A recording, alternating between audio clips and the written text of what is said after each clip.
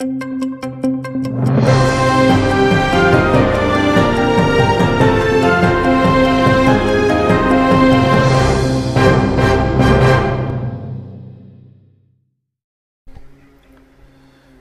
ночі Росія здійснила одну з найбільших за останній час повітряних атак на Україну.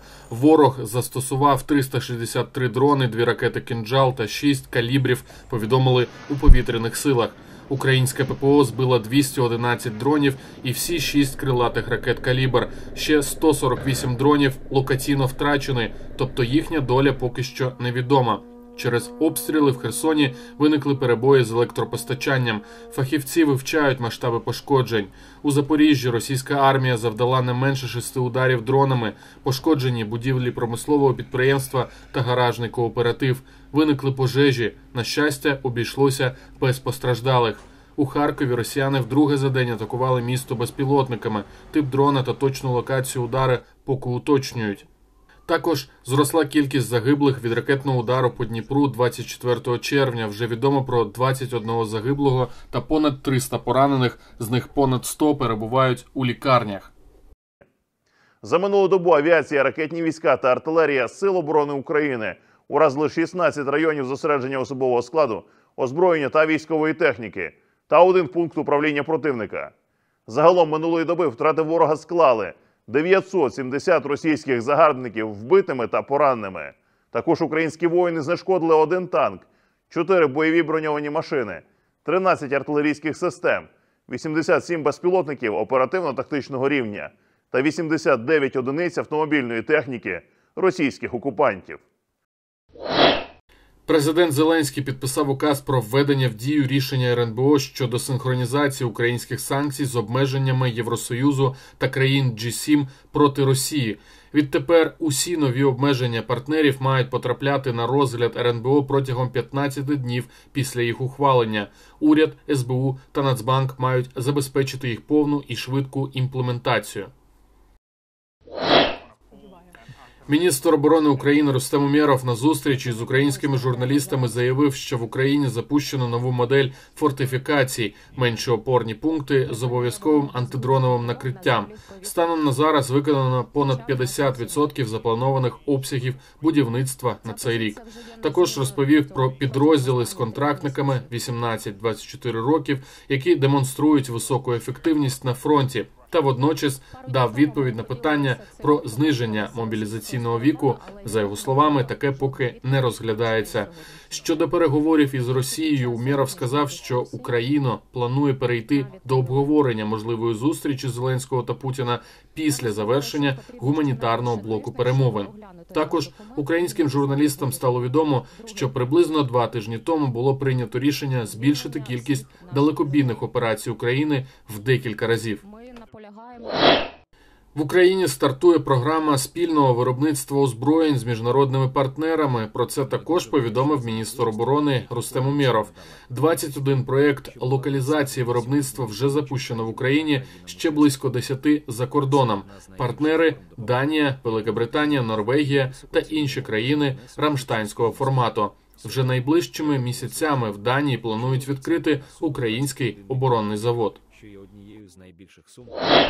Розвідка України підтвердила, КНДР вже залучила до війни проти України близько 11 тисяч своїх військовослужбовців, більшість з яких належить до елітного контингенту. Відомо також, що північно-корейські підрозділи вже зазнали втрат. Президент США Дональд Трамп оголосив про підписання торговельної угоди з Китаєм. Подробиць він поки не надав, але пообіцяв чудові угоди також з Індією. Трамп додав, що якщо з якоюсь країною не вдасться домовитися про тарифи, ми просто надішлемо їм листа і скажемо, ви платите 25%, 35% або 45%, зазначив президент США. Згодом міністр торговлі США повідомив, що угода з Китаєм передбачає поступове зняття обмежень на експорт, якщо Пекін відновить постачання рідкоземельних елементів до США. Президентка Єврокомісії Урсула фон дер Ляєн заявила, Україна виконала свою частину роботи для відкриття першого кластера щодо вступу в Європейський Союз. Вона підкреслила, що під обстрілами Україна ухвалює реформу за реформою.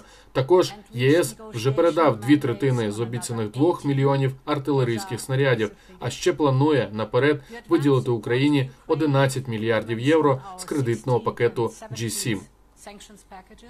В Києві та інших містах України 26 червня відзначили День кримськотатарського прапора.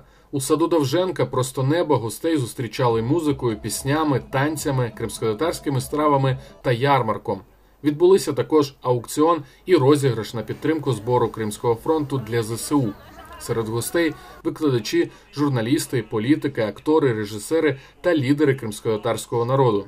Протягом дня блакитний прапор із золотою тамгою замайорів у Києві біля КМДА, МЗС, Національного університету імені Тараса Шевченка та інших установ. За кордоном прапори підняли в посольствах України у Болгарії, Туреччині, Естонії та інших країнах.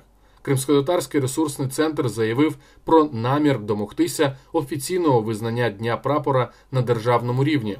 А голова Меджлісу Рефат Чубаров наголосив, після звільнення Криму цей прапор має майоріти поруч із державним прапором України в усіх куточках півострову.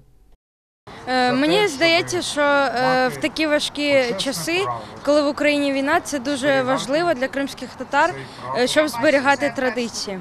Для мене, як для нещодавно приїхавши з Криму, дуже сильно не вистачало саме атмосферу Криму. І тому всі ці свята, які я взялась організовувати, вони пов'язані з тим, щоб залучити Крим сюди, тобто щоб відчувалась максимальна атмосфера Криму тут. Ми в перший рік тільки знаходимося тут, як святкували в Києві, не можу сказати, але як святкували День кримськотатарського прапору в Криму, я пам'ятаю дуже добре, ось такими затишними пікніками на полі з музикантами, з танцями, з плясками. Отже, тому і виникла ідея зробити саме таку атмосферу. Я хочу сказати, тут дуже багато молоді. Двері Меджлісу завжди відкриті. Частина з вас приходить дуже хорошими ідеями. Ми разом їх намагаємося зреалізувати. Але більше поки ще не приходить. Приходьте своїми ідеями, своїми такими потужними задумами і давайте разом їх реалізувати. Крим буде звільнено. Будемо повертатися або з пустими руками, або з наповненими такими руками. Ми будемо нести туди все те, що тут збережемо, що тут будемо розвивати. Звісно, важливо проводити такі свята, відзначати і День кримськотатарського прапора, і інші національні свята, оскільки це сприяє збереженню ідентичності кримськотатарського народу. Я, власне, сама є кримською татаркою, тому це надзвичайно важливо і необхідні заходи. Звісно, я сумую за Кримом, оскільки я там народилася, виросла, у мене там вся родина залишилась, звісно, що я сумую.